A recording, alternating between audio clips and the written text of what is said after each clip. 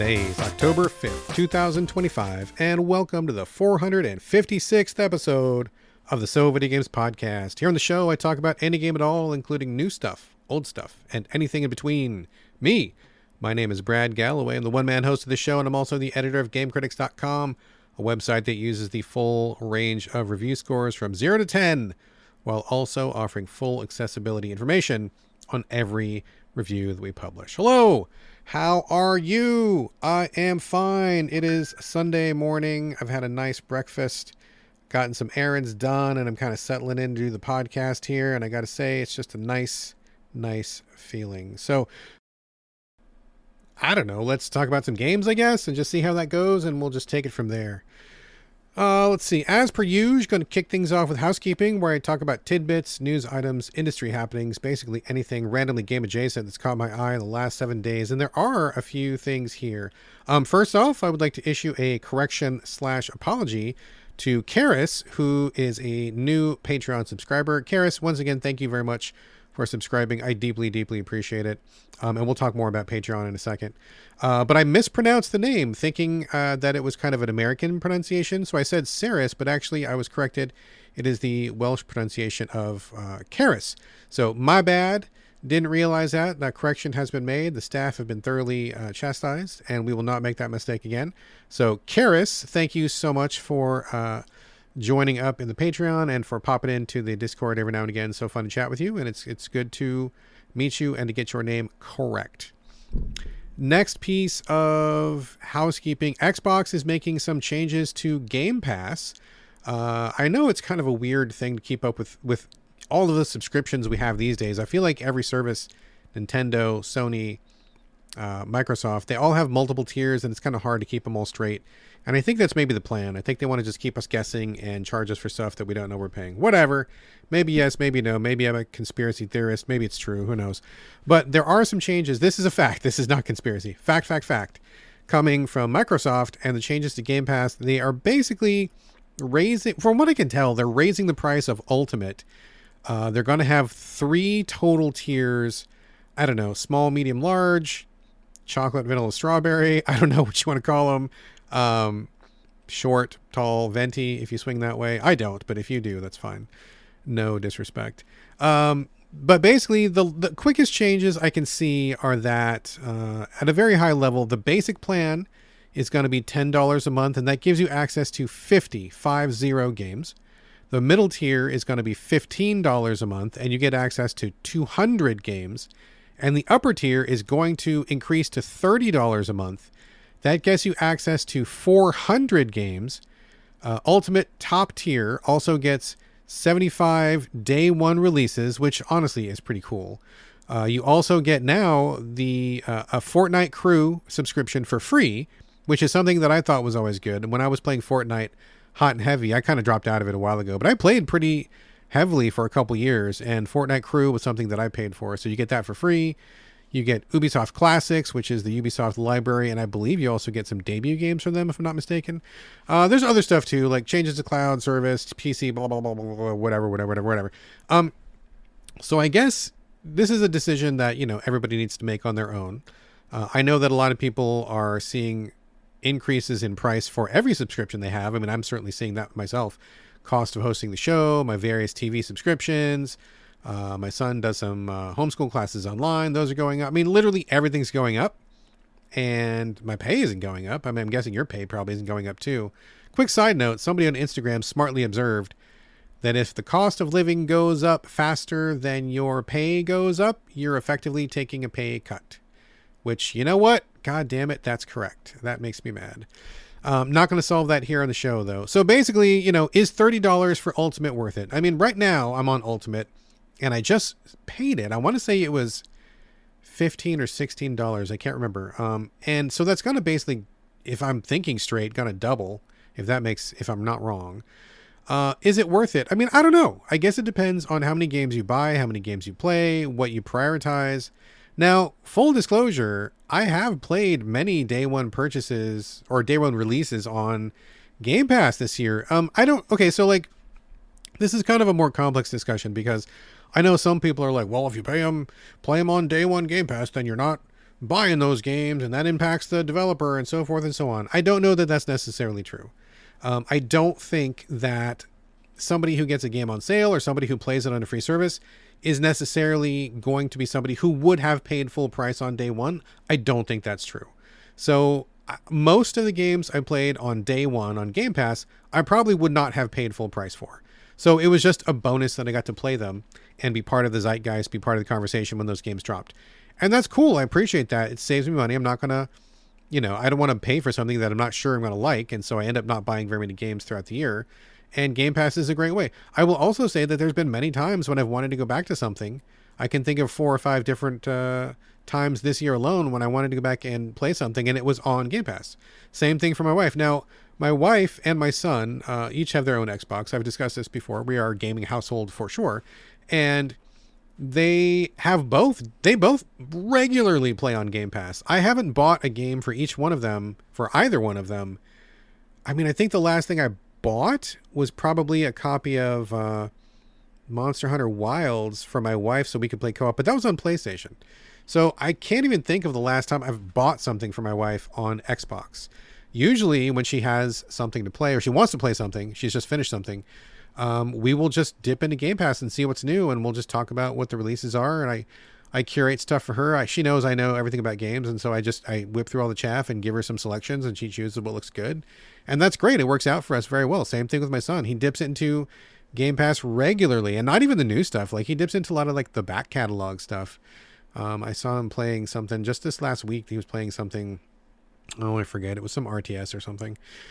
So we get a lot of value out of it. And okay, so I mean, $30 a month, maybe the wife and kid, maybe they're not ultimate subscribers because they're not on the cutting edge.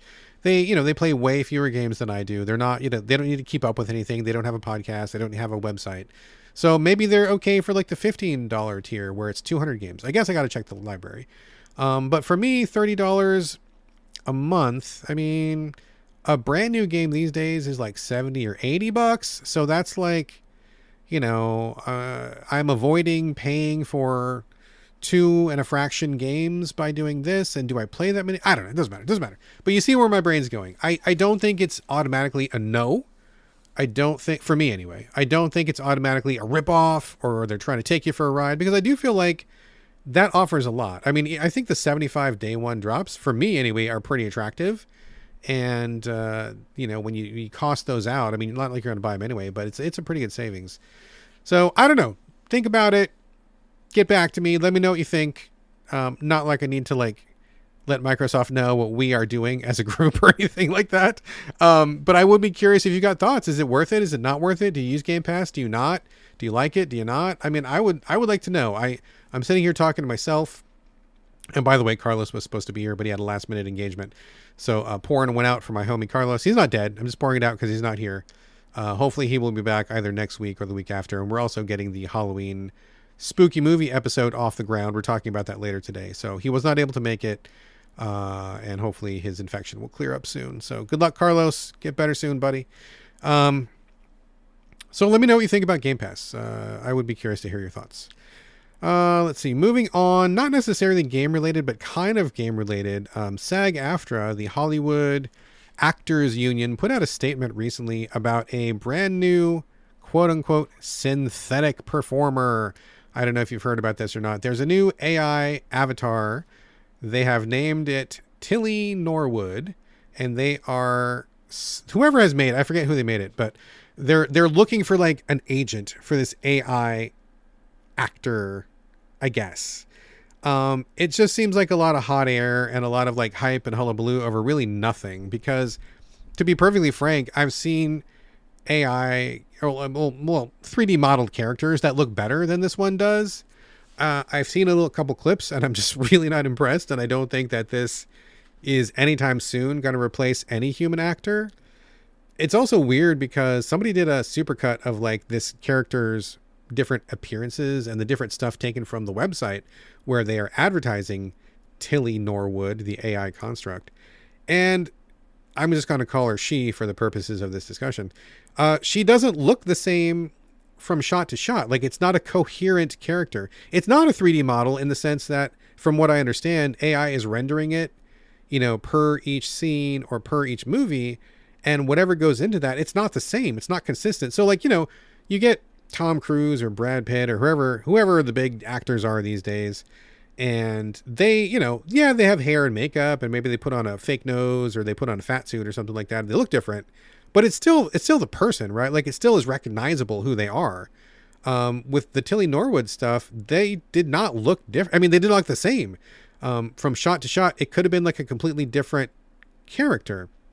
There was also some weird vocal stuff going on, and some of the hand stuff. I know that hands are just so confuddling to AI. They just can't seem to understand how hands work, which is kind of hilarious. But there was like some weird stuff. It just seemed like a really bad PR stunt that I think people are getting really excited about for really no reason. So anyway, that's going on. I think it's fucking hot nonsense, and it's just ridiculous. One other thing that I kind of wanted to talk to y'all about is specifically the use of AI, since we're on the topic, AI in games. So recently someone sent me an article, I believe it was PC Gamer, and they were talking about a recent survey of Japanese game developers. And according to the results of this survey, about 51% of Japanese developers are using generative AI in some fashion. That seems like a lot, and I don't know. I mean, it was pretty varied, right? It wasn't like they were all using it for the same thing. Some of them were using it for like code cleanup. Some of them were doing some art. Some of them were doing voiceover or translation. Some of them are doing like some really like back end stuff that didn't, if it's not visible really. So this kind of circles back to a stance that we took here at Game Critics a while ago. You can check out the article. What is it called? I'm doing a quick Google search because I don't remember okay, here it is. So we put out an editorial a while ago called On the Use of Generative AI. And there's also another piece that came after that, I think a month after that, done by one of our freelancers, called The Harm of Gen AI in Game Development. So you can check those out at Game Critics if you want to see the full details. But basically the stance we took was, we're not going to cover games that use generative AI. We had a whole, there's a whole rationale there. You can read it. And we just feel like we believe in art. We believe in the culture of game making. We believe in people and the creativity of people. We also don't believe in displacing people for AI. And there's a lot of concerns with it. I mean, there's the ecological impact, which I think is huge, that we're not really talking about yet. And in fact, I just recently saw a report which was pretty concerning, saying that we're actually using a lot more water for AI than we have been led to believe. And that's going to be a big problem coming up soon in the next 4 or 5 years. So that's a little bit scary. But putting aside that particular aspect for just a moment, just for the sake of this podcast, so we're not going to cover anything. But if 51% of Japanese game companies are using Gen AI for something, that kind of puts us in a pickle, right? Because I'm not of the belief that AI is the wave of the future and that it's inevitable and that everybody has to get on board. I mean, I feel like that's kind of some lines we're being fed from Silicon Valley and from tech bros who really want us to use this technology. I have looked into it. I've used it a couple times just to figure out what's going on, and I've talked to some folks. And I mean, to be perfectly honest, I just don't really see AI has a lot of use that's really beneficial. Most of the stuff that it can do, I feel like people can also do and generally do it better. And there's a lot of stuff that AI gets wrong. I don't think it's as strong or as useful as people say it is. And I feel like it's really harmful right now. I mean, the ecological impacts and a lot of people losing their jobs. And it's a problem. But I got into a lot of discussions about this with some of the writers and my wife and a couple of the people over the last week or so, trying to figure out like what we do. How do we thread this line? Because I really don't want to support something that I think in its current state is not good on basically any level. And if every game, I mean, not every game does, but if every game has AI, then what do? Game Critics just stops. The podcast just stops. We don't cover it anymore. How do we handle this? I mean, I don't really know. And so I kind of am turning to you, the listeners. I would love to get your feedback on this. Currently my kind of thinking is so I think disclaimers are important. And just for example, just this week, we were getting ready to run a review for Hotel Barcelona. And I just found out 2 days ago that there's actually AI that was undisclosed in the game, which was pretty upsetting. They got caught. Somebody caught them and it kind of made a big stink.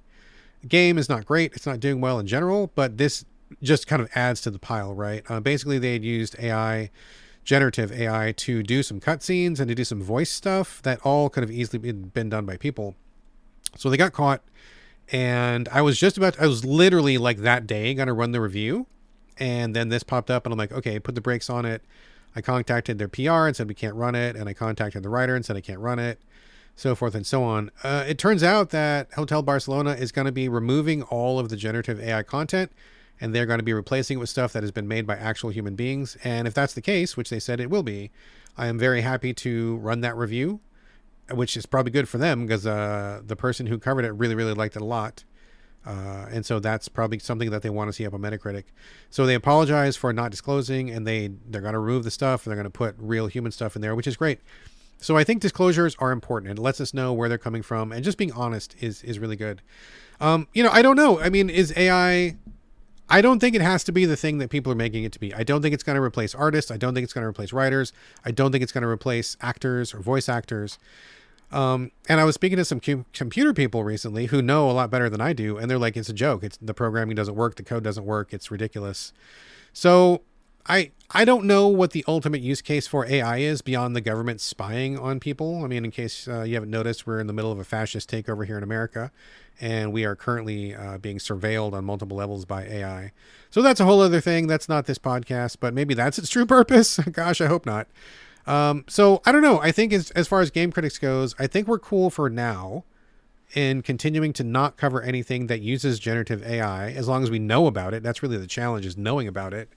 But I want to hear from y'all, and let me know your thoughts. I think maybe there is a world where we do cover games which contain generative AI products, as long as it doesn't displace a person.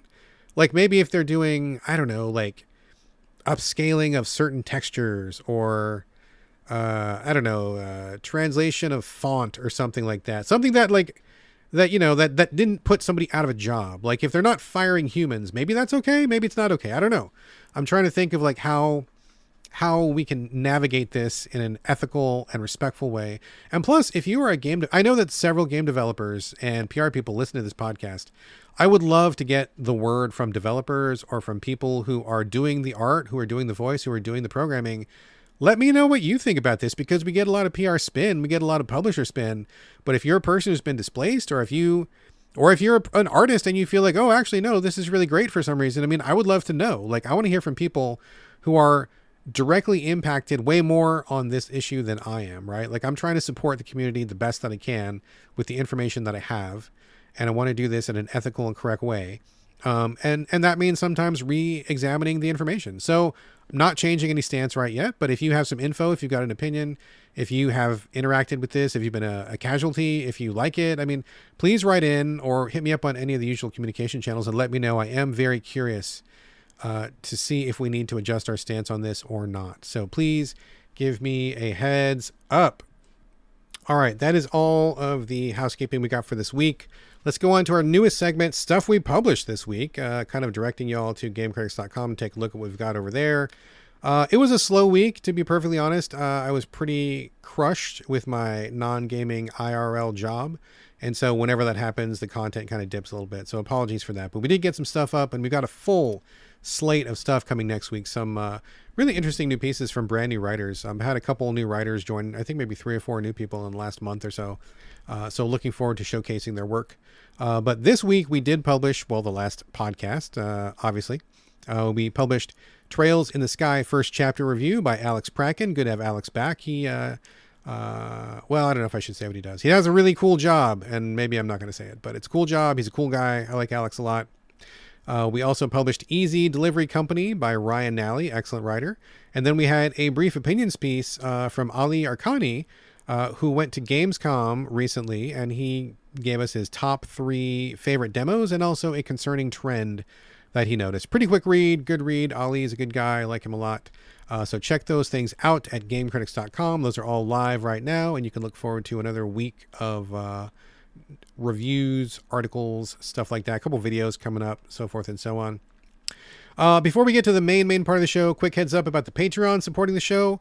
All the costs of So Video Games are paid for out of my pocket, and if you love the show And also, if you love GameCritics.com, because that comes out of my pocket too, I would invite y'all to chip in and help me keep it running. And if everybody listening would chip in just $1 a month, just one solitary dollar, every expense would be covered. And if you can afford it, I would appreciate it. And people have been responding. I am so thrilled and so happy. We've had a number of recent people join the Patreon, which is great. This week, mega shout out to Jeff Palmer. Thank you very much for becoming a max tier member. Amazing. Seriously, thank you so much.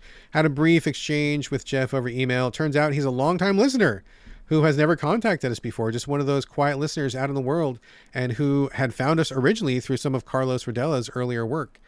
So Jeff, great to talk to you. Thank you for listening. Glad to have you aboard, and thank you so much for contributing. Also, I did want to circle back to the people who have been contributing for a long time, the silent heroes, the people who help keep the show running. I felt like I haven't mentioned their names in a while, so I'm not going to mention everybody. If I do not read your name today on this podcast, I will be working through the list of people who contribute a little bit on each show. So your name, if it's not here, is going to be coming up soon. Did not forget you. I just didn't want to take up like too much time reading all the contributors. So for today's batch, I do want to give a big shout out to Dave C, Salty, Cleveland, Ryan, and Steve B. Those are today's shout outs. Thank you so much, everybody. Really appreciate you. Cannot express how much your financial support helps, and thank you for doing that. Also, heads up, YouTube is still a thing. youtube.com/@gamecritics.com videos. These are all things curated by us, handpicked. It's not spam. It's not PR drivel. It's literal stuff that we all think is pretty cool. Also videos, also reviews, etc. Okay. Let's get to it, folks. As y'all know, I like to start the main portion of the show with circle backs, where I circle back to things I've covered in depth on previous episodes. Not going to get into all the details again, not right now. So just think of this as a quick update to let you know if my thoughts have changed on something for better or for worse after spending more time with it. The only circle back I have this week, it has been a busy week. It's for Strange Antiquities. Covered it last week. This is the cozy shop running sim where you play a person running a store which sells magical artifacts. Your boss has gone off on a quest and he's left you in charge. And so you are minding the shop. This is a very simple and small 2D interface where you are seeing the view from behind a counter. You've got a bunch of magical artifacts on shelves all around you. You have a map that you can investigate stuff on. A lot of text to read. It's pretty chill, pretty calm and sedate. Very cozy. And so people will come in and ask you for a thing. Yo, I can't sleep. I need a sleep charm. Or, oh my God, my dad is mad. I need a calm down charm or something like that. And then none of the stuff in your shop is labeled. So you need to use various information at your disposal. A couple books, clues, you can touch things. And so you've got to like deduce which things are the right thing. And then if you give it to the person and it matches, Yahtzee, you win. If you give them the wrong thing, they go, this isn't what I wanted. And you get a little demerit, and then you kind of just move forward. Pretty cool. Obviously related to Strange Horticulture, which was their breakthrough hit a couple years ago. This is the follow-on. I like this one better, and I've gotten further in it than I did with Strange Horticulture. But I am now inspired to go back and give it a second shot now that I've been enjoying Strange Antiquities. I like it. It's super chill. It's very small in scope, but I feel like what they do well. Handling these requests for people is interesting, and doing the various legwork, a lot of research, right? Like they will not often tell you exactly the thing you need. They'll give you a name or they'll give you a clue. My only, I don't know if it's even a complaint, but my one, I don't know, slightly frowny observation is that some of the clues are really oblique, and I feel like they are just not enough for my simpleton brain.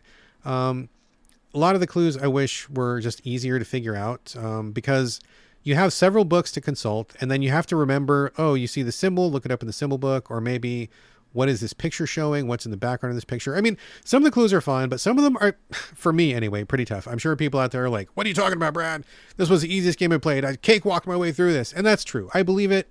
I believe some people's brains really just click with this stuff, and that's great, and I'm happy for you. But my brain does not work that way. And so although I'm really enjoying my time with Strange Antiquities, there are a few clues where I'm like, oh my God, what? Like, I don't understand. This is not, I mean, the one that gets me though, the one that I feel like is a slam is weighing something. This is a video game. I have no tangible sense of what things weigh. And there's been at least 2 clues for 2 different items so far that say this thing is heavier than it looks. Fucker, what?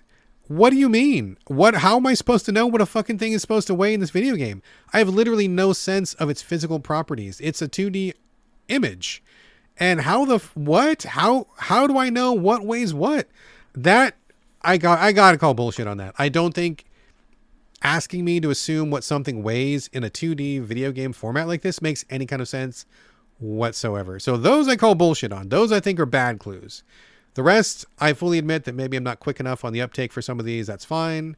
But I have figured out a lot of them. I'm doing pretty well overall. I have not really completely failed out of anything yet, so that's good. But fuck off with the virtual weighing of stuff. Get out of here. How the fuck am I supposed to know what a clay deer statue weighs in this world? I don't know. Is it 3 pounds? Is it 5 pounds? I have no fucking idea. What the hell? Get out of here with that. Okay, anyway. But I like it, though. I like this game. I think it's a good game. I think it's a lot of fun. Very chill. I'm enjoying doing a couple quests a night before I go to bed. There is a larger plot to it, although I got to say that's not really connecting with me at all. It's kind of just washing over me. I'm just really more involved in the day-to-day quest fulfillment. But there is like an overarching story. Maybe it's going to pick up steam later. Maybe it won't. But I think it's fun just from this perspective. So definitely liking it. The weighing stuff can get stuffed. But other than that, good stuff. Okay. Okay, before we launch into the main portion of the show, which is coming up next, I want to give just a quick heads up. I recently got a request from a listener to cover an adult-oriented game. And we do cover adult stuff here on the show every once in a great while. I don't do it regularly, but I'm happy to do it if there is a game that has actual gameplay. That's kind of my line of demarcation. I mean, TNA is fine. I'm fine with porn and adult material. I'm a grown-up and I can make my own choices, and I feel like people can make their own choices, and that's fine. I am not against it as long as no one's being harmed. But I don't regularly cover adult-oriented games on the show because just to be perfectly honest, I'm not trying to slam anybody. I find that most of them just don't have a lot of gameplay to them, and I get kind of bored, and it's just not enough, right? But if there is a game that has adult material, but it also has good gameplay, I'm happy to cover that. And we have covered a number of them in the past. Max Gentleman Sexy Business, probably one of my all-time favorite adult games, but also it was fucking fun to play that game. That was just a really fun game to play. We covered, Life with Aino, I think, was a visual novel where you had a robot girl that you were taking care. I think that's what it was called. That one had a pretty good storyline and some good branching elements to it, some good gameplay elements to it. And the one that we're going to be covering today is called, I got to look it up. It is called Femboy Futa House. So this is a request from a listener. I'm not going to name you. You asked to be anonymous. That's fine. I respect that. But your request is coming up today. I did play the game. So just a heads up to people, that's going to be coming at the end of the new games section. I will be talking about Endoparasitic first. I'll talk about Xenotilt next. Last game of the show will be Femboy Futa House, and I'll give you a warning before you get there, just in case you don't want to hear that, or just in case you're playing this podcast in a family area, or maybe you're at work or something like that. I don't want to embarrass anybody, and I want to let you guys know that that's coming so you can make a choice for yourself as to whether you listen to it or not. But that's coming right after Xenotilt, and again, I'll give you a heads up before we get there. And quick spoiler, I thought that game was fun as hell. I thought it was really fun. So we'll get to that in due time, but just wanted to give you a adequate heads up. Okay, first game of the show, Endoparasitic. I first heard about this from my son. My son, who watches Markiplier, like, I don't know, one of the most famous YouTubers, he watches Markiplier pretty regularly, and he had this game on. I remember walking through the living room going, what the hell is that? And we talked about it. I sat and watched it for a little while. I'm like, all right, that looks all right. That looks kind of fun. I don't usually get into like horror games, or a lot of the stuff that Markiplier plays is just not my jam, which is totally well and good. But this one kind of caught my attention, and we just got solicitation for it from PR, and I'm like, yeah, okay, cool. I remember this game. Let's give this a shot. I'm playing it on the Switch. It's running fine. I believe it's also on Xbox. It's also on PC. So what is it? It is a very straightforward, small scale indie game where you are, I guess, a scientific researcher in some kind of facility, and something goes horribly wrong, because it always fucking goes horribly wrong. And in the very first scene of the game, this is absolutely not a spoiler. This is like 2 seconds into the game. Monsters come and rip off your left arm, left leg, and right leg. And you're bleeding out of all those 3 wounds. You've only got your, I believe it's your right arm. The game is shown from a very not detailed, top-down, literal hard top-down God's view, 2D perspective. Your character is just like a black silhouette. So there's no gore. There's no, I mean, you can see the blood, but it's not like bloody. It's not graphic at all. And the only reason you don't die is because you've been infected with a parasite. There's a parasite inside your body that is keeping you alive. And that's why this game is called Endoparasitic, right? So you have only one arm left, and you are the only survivor as far as I can tell, and you need to just get out of this facility. So it's broken up into small rooms, which are basically just like levels, and you're crawling around using your one arm to pull your body stump remains behind you. Interesting premise. I was on board from the get-go. The movement, surprisingly good. I feel like it feels pretty good to move around with just your one arm. I feel like it probably feels a lot better than it would in real life. Easy to control. You stick the arm out, grab, pull your body forward. It's very intuitive. It feels good. It's peppy. It feels peppy to get around in your one arm. It's good stuff. I like it. Control is good. Now, there's also like a specificity to this. Like, it's kind of like a physics control, cumbersome control game, because with only one arm, it's a little bit difficult to get around, although not as difficult as you think. But the trick here is that you sometimes have to grab items, but more than that, you have a gun. It is a 6-bullet revolver, and you also have ammo. And so you frequently have to shoot enemies. And so the trick is to load the gun, shoot the gun, unload the gun, reload the gun, shoot again. It's a process. It's a process when you have 2 hands. Now, I have shotguns before, and I have done this. It is not nearly as easy as it looks on TV, and I have a hard time imagining being able to do it with one hand. But that's the trick. So there's a special like interface that you go to. It doesn't pause the game, so that's also part of the trick. You got to do it in real time, where you go to this interface and you do a series of buttons to unload the bullets, do a series of inputs to pick up the bullets and reload the gun, and then get back into the fight. So that, I think, is really where the pressure comes in, because sometimes you'll be being chased down by monsters and you've only got a set number of steps away from them, or maybe you got a little bit of limited time, and you've got to like fumble in a highly pressurized, stressful environment of like, I've only got one hand, but take out the bullets, reload the bullets, shoot. Oh no. And like, you know, so you can see how that goes, but it's fun. I think it's really fun. I think it's really well put together. The emphasis is on the mechanics. There is an interesting kind of fog of war effect going on. So I guess if your body's being dragged on the ground, your viewpoint is not that good. So you can only see a couple of feet in front of you, which kind of adds tension because you're never sure what's up ahead. And sometimes you're moving forward and there's a monster. You got to like skitter back as quickly as you can with your one arm. And then you got to stop and you got to get at your gun. Then you got to shoot and then you got to reload. Like, it's all stressful in that weirdly complex, like getting over it kind of way, or struggling sort of way. Or baby steps sort of way, right? So that's kind of what this game is about. And I think it's cool. I think it works good. Each level is pretty short and pretty peppy. They're very generous with like life ups and power ups. Oh, I forgot to mention also, you need to find these syringes, because you can go to a menu and see where the parasite is in your body. And if it gets to your brain, you're dead. Game over. But you can shoot yourself with an injection and it shoots the parasite back down to your abdomen. And if you take damage, it moves the parasite up. And if you just take too long, the parasite naturally crawls up.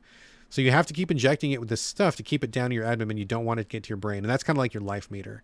So that's an interesting thing as well. You can constantly check in on the parasite to see what's going on. That's kind of the game. I'm about, I don't know, maybe halfway through it. I think it's really fun. It's really fun. It can be irritating sometimes. It can be stressful. But I think it's fucking whack, and it's weird, and it's interesting, and it's exactly my shit, and I love it, and I think it's really good. So looking forward to rolling credits on this one. I think it's very cute and cool. Definitely a thumbs up. Endoparasitic, playing it on the Switch, runs absolutely fine on the Switch. I think it's a great fit there. I'm sure it's equally as good on the Xbox, and I'm sure it's fine on the PC. So there you go. Check that out. If anything I said it all sounds fun, if you like baby steps, getting over it, struggling, any of those games, this will be right up your alley, although it's not nearly as hard as any one of those. So it's definitely on the easy side compared to those beasts. But Endoparasitic is good stuff. There you go. Thumbs up. All right. Next up is Xenotilt. This one is a very interesting one that I think not many people have on their radar. So this one is the second in this particular line of games coming from the developer, Flarb Games, I believe. Their first one, if memory serves, was, that's right, Demon's Tilt. This is the second one, Xenotilt.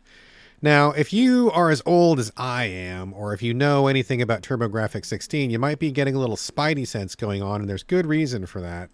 So, back in the day, I had a TurboGrafx-16, like 7 other people in the United States, and one of my favorite games on it was Devil's Crush, and before that came Alien Crush. Alien Crush was the first one, I believe, and Devil's Crush was the second one.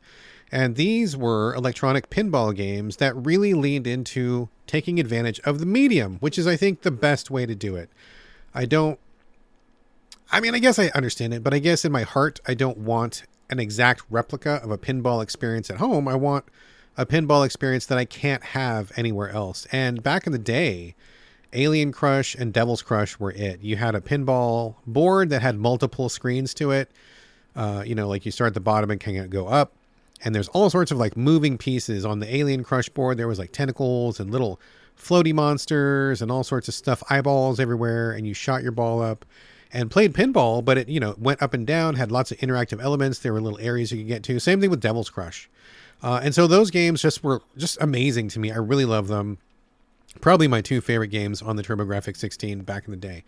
So obviously someone over at Flarb Games feels exactly like I did about those, because these Xenotilt and Devil's Tilt feel like grown up, expanded, exploded, next level versions of those games. No connection as far as I know, other than just like the obvious spiritual inspiration.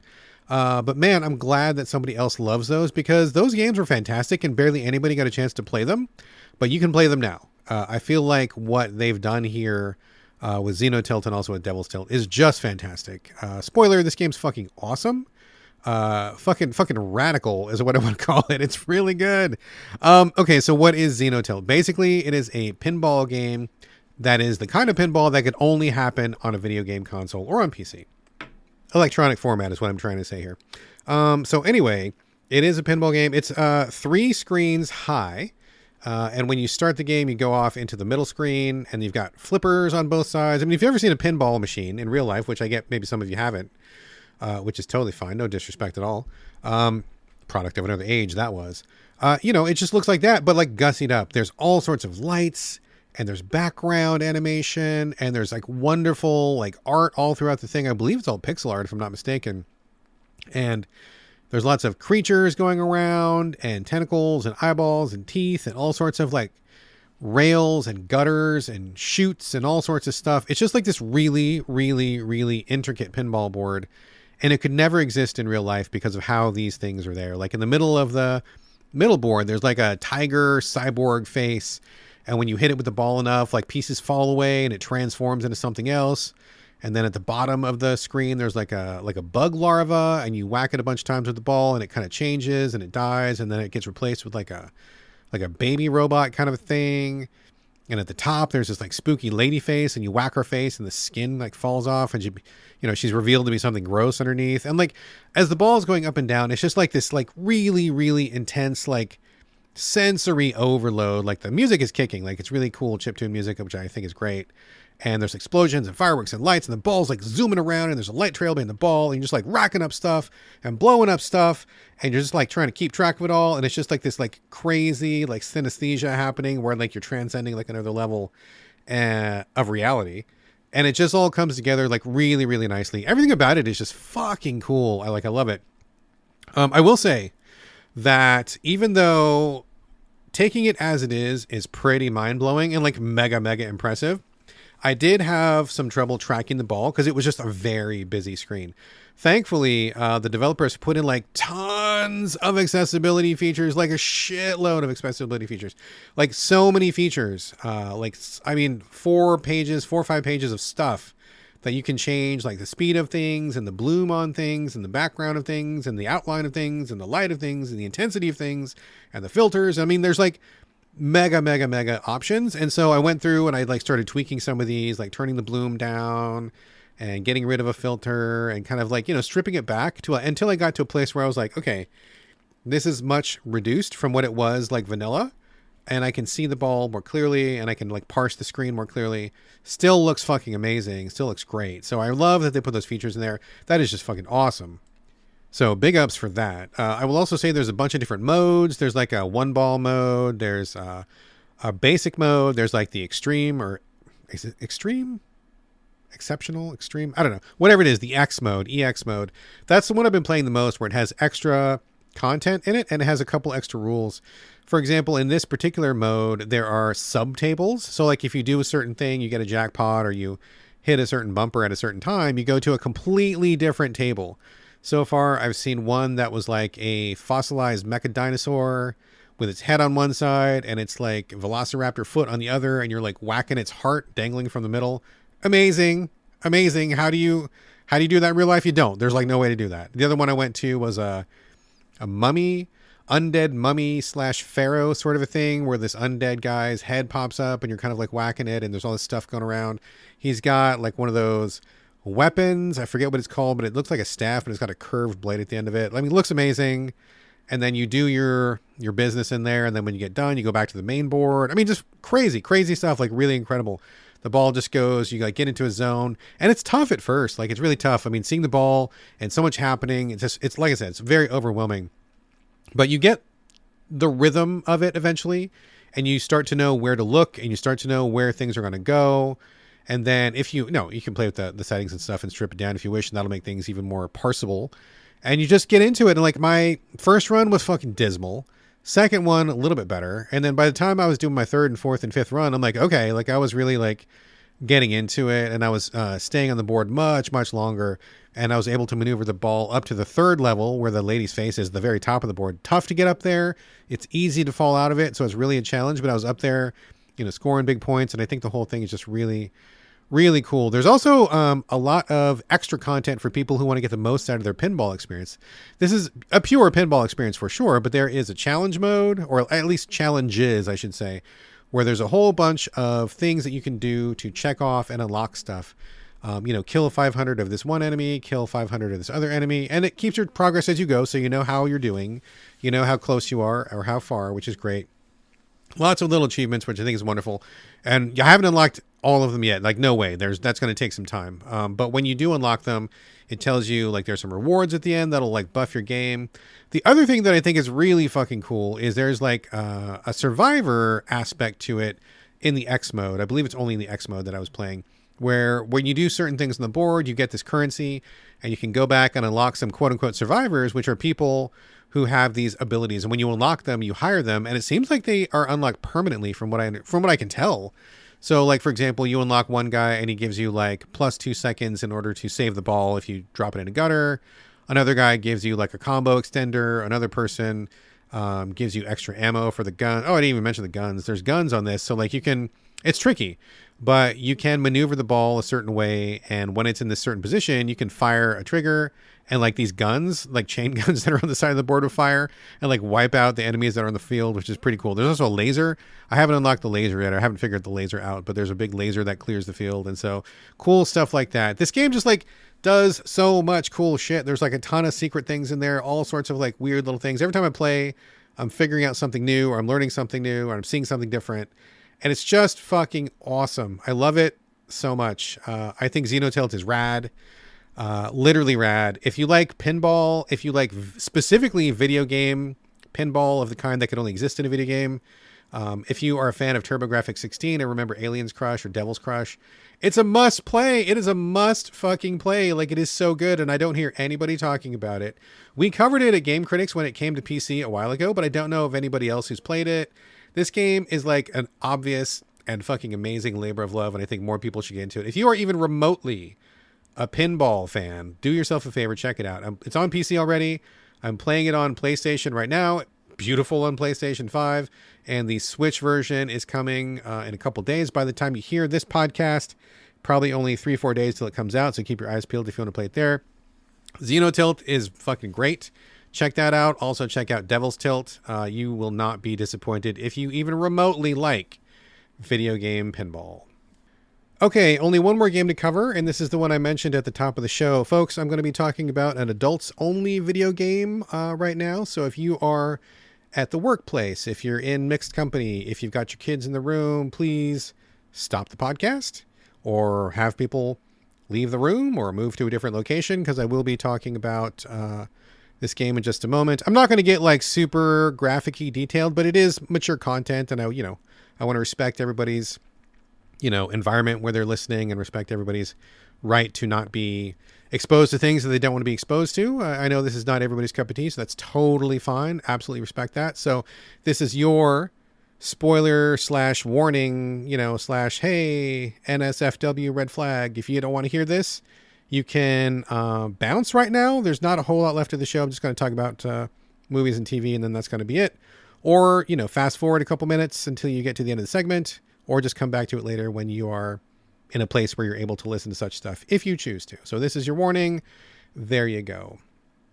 Okay, talking about Femboy Futa House. This is on PC, playing it on Steam. This is a special request. Shout out to the person who requested it.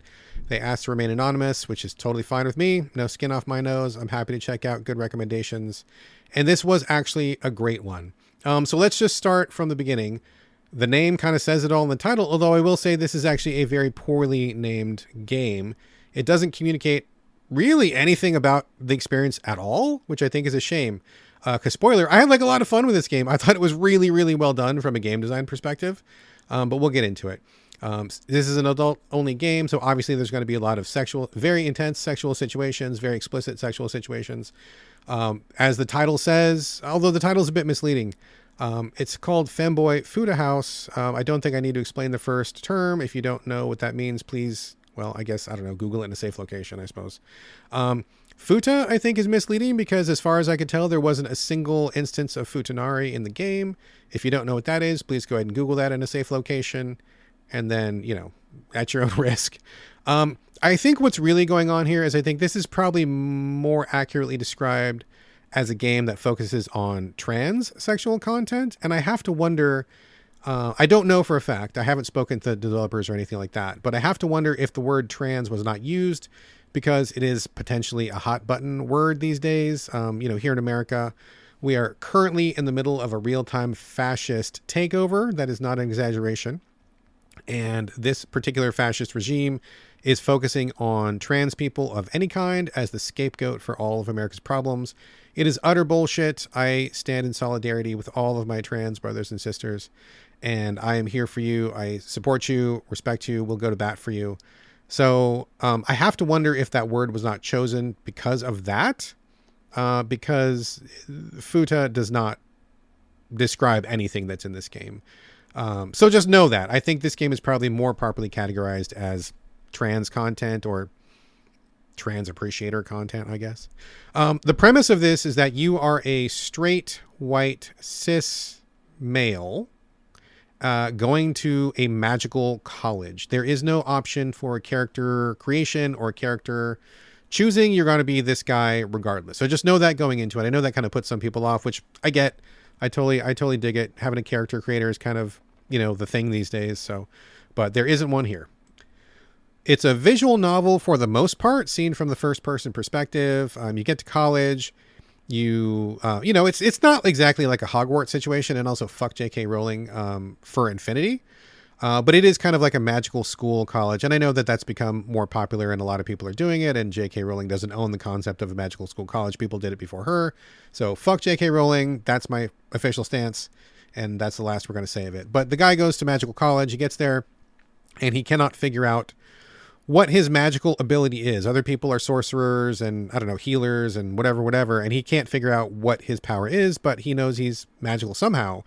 And he gets to this college. He ends up going to a dorm, which is, I believe, what the title refers to. And the people in the dorm, there are four roommates.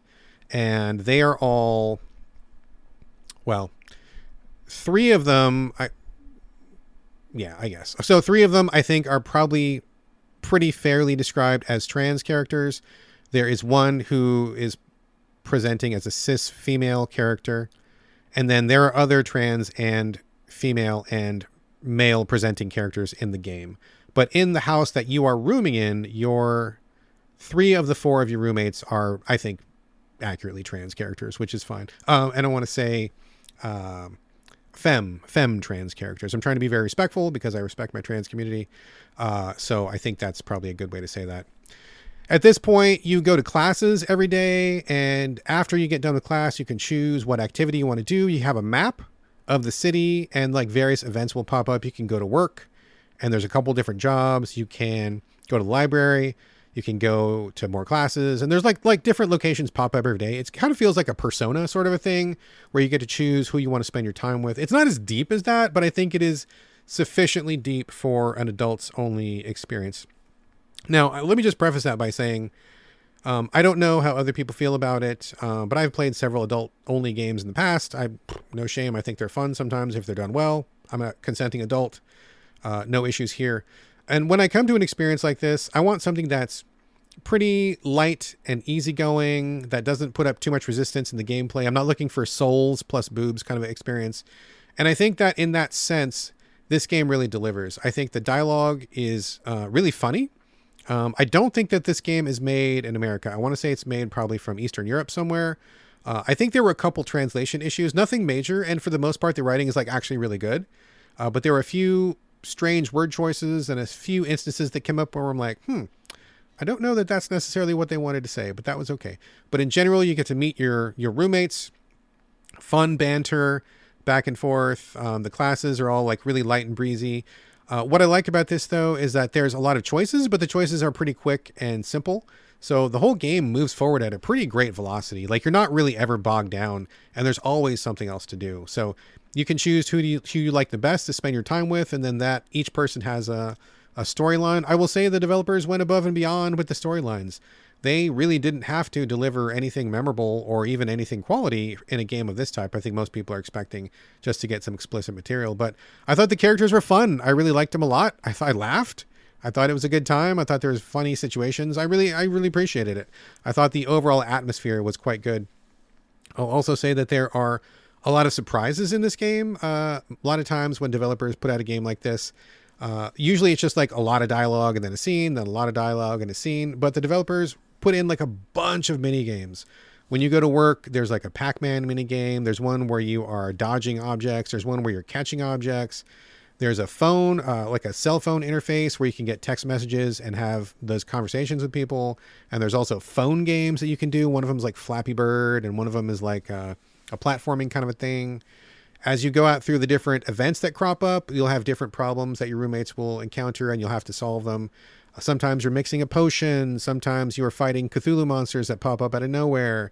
Sometimes you're casting spells. Sometimes you're, doing all sorts of stuff like this that are just kind of like random. And I think the beauty of this game is that it just keeps everything moving so fast, so rapidly quick. You're never bogged down for a minute. And every time you start doing one thing, you never do one thing for too long. You always like quickly pivot to something else. So like maybe you're doing some dialogue, and then before long, well, it's time to go to a job because I need to make some money, because I need to unlock a few things. There's obviously skins you can get. There's phone stuff you can unlock. There's and also in the storyline, you have to pay rent. So you got to earn rent every week. So it gives you motivation to do some of these mini games. So you're doing a mini game and you do that for a little bit. Usually they're controlled with like the up, down, left, right arrows. Maybe the space bar or something like that. Pretty simple. They're all pretty simple. They're all pretty easy. And that's the other thing I appreciate. It was like, the developers are clearly not trying to get good, bro, on any of this stuff. Like, you have to have a modicum of skill. And I think that maybe people who have motor issues might struggle with this a little bit when it comes to the mini games, because I think that they don't have any accessibility for the mini games. So that's one thing I would bring up as an issue. But for the most part, if you're an average game player, I think you'll get through the mini games no problem. You'll make enough money to pay for your rent and whatever else you need to do, and I think that's fine. But you're never doing one thing for too long, which I think is just brilliant. Going back and forth between reading, mini game, something else, reading, do a choice, go back and do something else. Like, there's always something else happening, and it just feels like the whole thing is moving. Of course, since it is an adult game, people, I'm sure, are wanting to know about the adult content. Plenty of it. So please be aware, as I said earlier, the title of this game is Femboy Futa House, even though Futa is misleading. I think it's more accurately termed trans, more specifically female presenting trans. So know that going into it. There are some cis encounters if you do wish, and those are there, but the majority of the content is probably in line with what the title says. And so just know that ahead of time. And if you're fine with that content, or you like that content, then this is for you. And I think it's really fun. I think this game is just light and airy and quick, and cute. The art style is really cute. It is cartoony, but not too cartoony. It's not too realistic. The proportions are like enhanced, but they're not like crazy enhanced. It hits a pretty sweet spot in terms of like artistic aesthetic.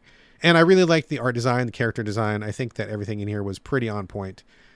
So I thought this overall was like a pretty great experience. I completed the whole game, went through, and I thought it was just really fun, had a good time, had a lot of laughs, and it was cute. And I thought it was just really, really great stuff. So I realize this might not be everybody's cup of tea, and that's totally fine.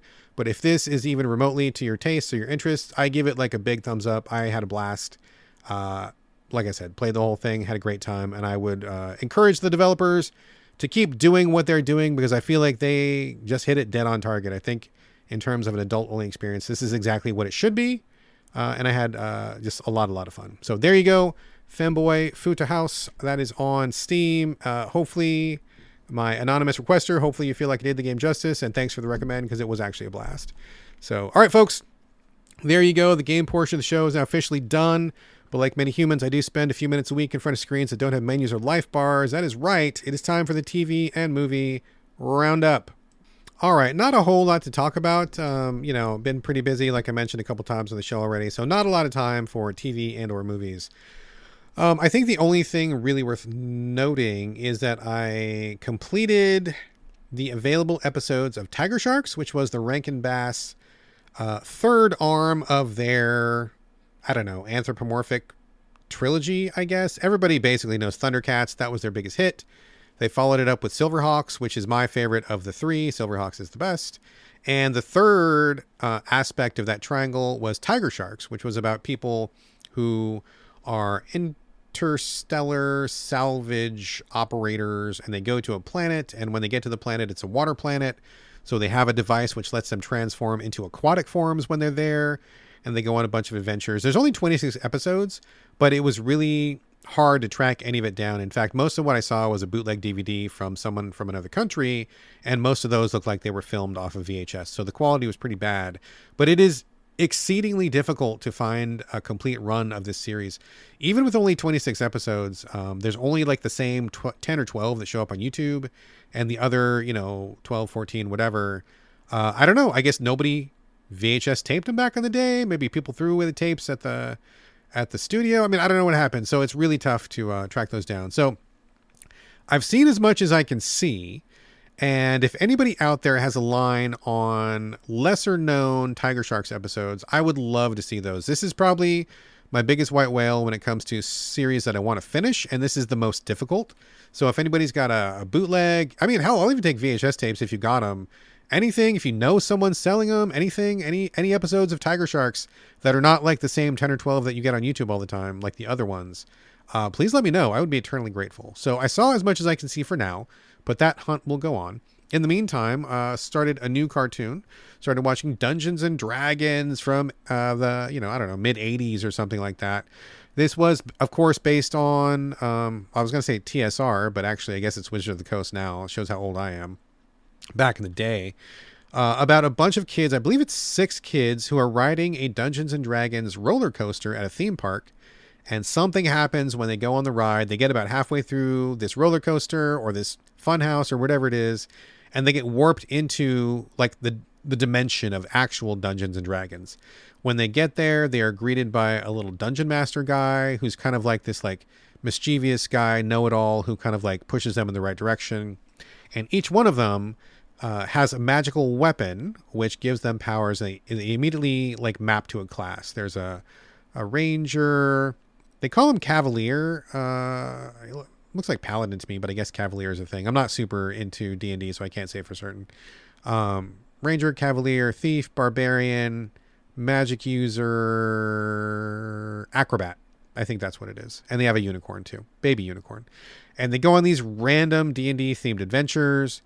The bad guy is named Venger, and he's a really cool looking, like scary bad guy, voiced by Peter Cullen, who is Optimus Prime. There's also Tiamat the Dragon, one of the most famous dragons, I think, from D&D. She's got five heads? I believe it's 5 heads. And each head has a different like element to it: ice, fire, chlorine, magic. I think that's what it is. And they have a unicorn too. Baby unicorn. And they go on these random D&D themed adventures. The bad guy is named Venger, and he's a really cool looking, like scary bad guy, voiced by Peter Cullen, who is Optimus Prime. There's also Tiamat the Dragon, one of the most famous dragons, I think, from D&D. She's got five heads. I believe it's 5 heads. And each head has a different like element to it: ice, fire, chlorine, I don't know, whatever. She's got a variety heads is the point being. And they just go on these adventures. And it's really interesting because the voice actors are pretty stellar cast, actually, if you are of a certain age. There are actors there that I recognize from very popular TV shows from the 70s and 80s. And I don't remember them having such a star-studded cast, but look it up if you're curious. A lot of the folks who do the voices were shockingly large stars back then. And I didn't recall that, probably because I was a kid back then. But fun show so far. I had to get it on DVD because there was difficulty finding a download for it. So I've got the DVD. I bought this cheapy DVD player from Amazon for like $20 or something, and it's working fine. So I guess I'm on DVD for the time being.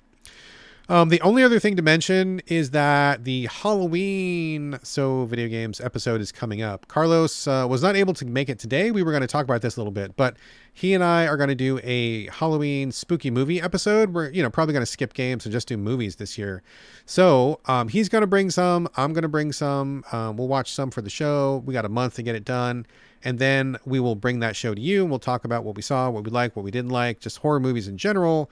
And if you've got any movies that you want us to watch, if you've got requests, if you've got a favorite horror movie, if there's one you really think is a good fit for the show, if you think of one that we just really should know about or whatever, please let us know. Drop us a line through any of the usual lines of contact, and we will make a list, and we'll try to watch as many as we can, and we'll bring it back. So we want your recommendations, your favorite ones, the good ones. I don't think we're doing like a so bad it's good or just terrible horror movies. We want like the really good ones. So give us the cream of your crop, the cream of your spooky crop, and we will go from there. So get in touch. Let us know what you like. All right, folks, that is a show. Before the closing music, we'd love for you to leave reviews, share the show on social media, and most important of all, please recommend Video Games to your friends. Nothing beats good old word of mouth. And as always, we'd love to get your questions and comments. You can hit me up directly, videogamespodcast@gmail.com. You can also reach me on social media. I'm on Instagram and Blue Sky. It's my name, BradGallaway, all A's, no O's. You can also hit me up in the Video Games Discord, which is totally free of charge. Drop me a line through any of the channels I just mentioned, and we will get you on board to continue the conversation. And finally, if you want to help support the show and also GameCritics.com and help with the cost of running everything, you can do that over at patreon.com/the Video Games Podcast.